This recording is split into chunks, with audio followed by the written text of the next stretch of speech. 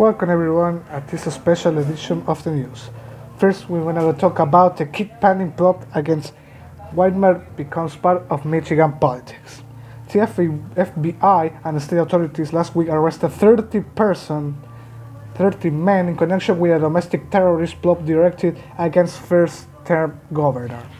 To follow the failed domestic terrorist plot to overcome Michigan state governor and kidnap Gov, Gretchen Whitmer has quickly become embedded in the state's politics, and the presidential race is a key swing state during the final weeks of the campaign.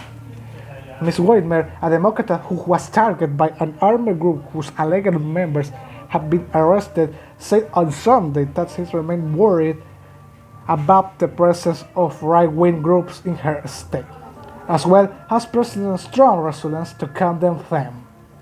I do believe that there is still serious threats that groups like this group, these domestic terrorists, are finding comfort and support in the rhetoric coming out of the Republican leadership in the White House to our state house, she said in appearance of CBS show Face the Nation.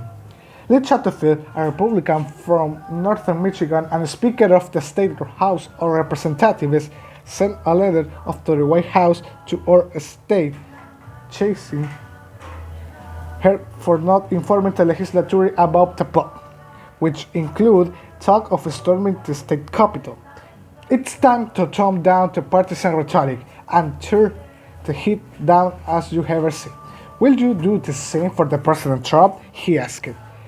You have arguably been the biggest critic this year in the country. You even front-sided this week of this plot, not making it political, which is sad. The FBI and state authorities have arrested 30 men, including 2 ex-Marines, who they accused of being involved in the plot, and charged them with a variety of crimes, including conspiring to commit campaigning and provide material support to terrorist activities.